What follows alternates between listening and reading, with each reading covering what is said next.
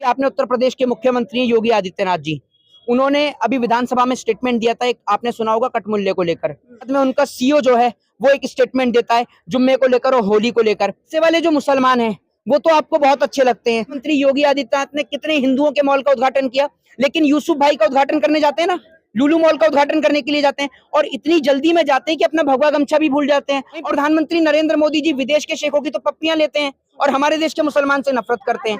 तो यानी पैसे वालों से प्यार है और गरीब से प्यार नहीं है। रमजान का पाक महीना चल रहा है और जिस तरह हर जगह पर इफ्तार की पार्टी रखी जा रही है, यहाँ पर इस वक्त हम दिल्ली में निजामुद्दीन एक क्षेत्र है वहां पर मौजूद है और हमारे साथ मोहित शर्मा एडवोकेट जो है वो साथ में खड़े हुए हैं। आप देख सकते हैं कैमरा पर, और इनकी बेबाकियत की हद पार हो जाती है जब ये हिंदू मुस्लिम की लड़ाई को छोड़कर हक की बात पर उतर आते हैं।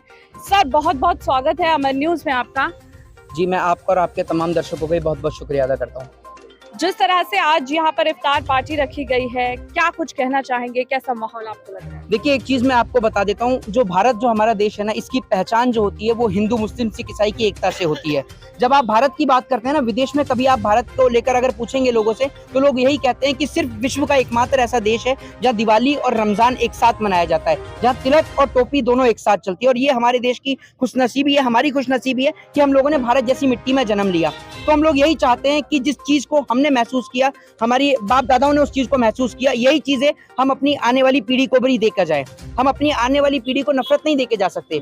आज जिस तरीके से देश में एक मनमुटाव पैदा हो गया है हिंदू मुस्लिम को लेकर, हम चाहते हैं कि वो चीजें समाप्त हो।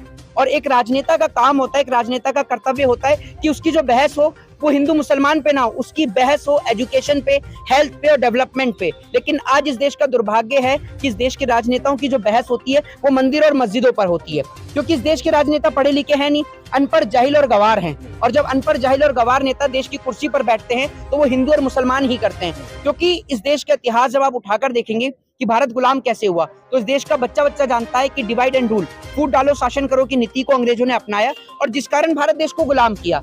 आज इस देश में वापस से वही चीजें हो रही हैं, हिंदू को मुसलमान से, मुसलमान को हिंदू से लड़ाया जा रहा है, जिस कारण आज भारत देश की इकोनॉमिकल कंडीशन, फाइनेंशियल कंडीशन दोनों डैमेज है पूरी तरीके से। लेकिन इसमें चर्चा नहीं है। फायदा क्या हो रहा है? जी, फायदा क्या हो रहा है? फायदा इससे क्या हो रहा है? फायदा सीधे तौर पर एक सत्ता पक्ष की पार्टी को वोट मिल रहा है। एक समुदाय को डराकर, एक समुदाय को धमकाकर या उसके प्रति नफरत को पैदा कर एक सीधे तौर पर एक जो सत्ता पक्षी पार्टी है वोट लेने का काम कर रही है। चलिए, ये तो हो गई वोट की बात, लेकिन अब जनता की अगर हम बात करें, देश के विभिन्न समुदायों की बात करें, तो उनको कैसे समझाया जा सके कि उनके बहकावे में वो ना आकर जो है हमारे देश की जो सभ्यता है उसको फॉलो करें।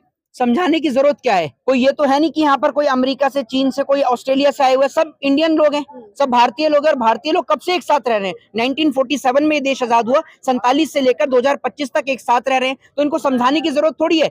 ये तो वो लोग हैं जो इस देश को बांटने और तोड़ने का काम कर रहे हैं, जो भीड़ की शक्ल के रूप में आते हैं। कभी आप एक अकेले आदमी को कहेंगे ना कि मस्जिद तोड़ दो, वो कभी ये काम नहीं करेगा। लेकिन जब भीड़ में लोग आते हैं ना, तो भीड़ के साथ में ना तो भीड़ की कोई शक्ल होती है और उनका एकमात्र एजेंडा होता है कि किसी भी समुदाय को ठेस पहुंचाना। वो लोग नहीं करते, उनको सिर्फ उकसाया जाता है, भड़काया जाता है। और मैं एक बात आपसे कहना चाहता हूं, अभी आपने उत्तर प्रदेश के मुख्यमंत्री योगी आदित्यनाथ जी, उन्होंने अभी विधानसभा में स्टेटमेंट दिया था, एक आपने सुना होगा कटमुल्य को लेकर।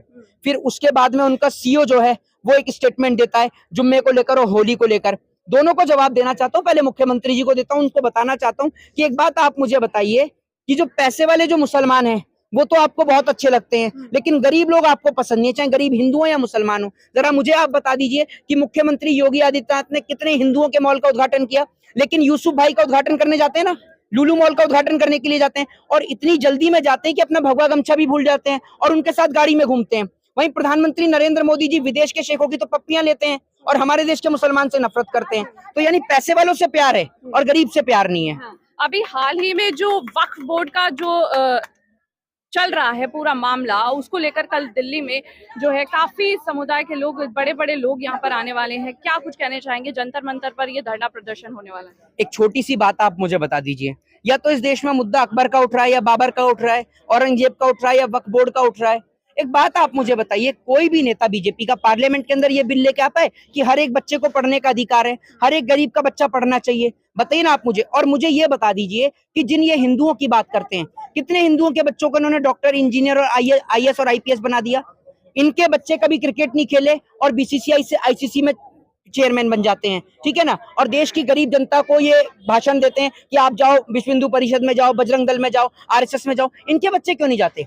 ना तो इनके बच्चे सरहदों पर हैं, ना इनके बच्चे विश्व हिंदू परिषद में, ना बजरंग दल में। इनके सारे बच्चे वेल सेटल्ड हैं, विदेश की अच्छी अच्छी हार्वर्ड जैसी यूनिवर्सिटी में पढ़ रहे हैं, कोलंबिया जैसी यूनिवर्सिटी में पढ़ रहे हैं, और ये यहाँ के गरीब बच्चों को मरने के लिए सड़कों पर छोड़ देते हैं।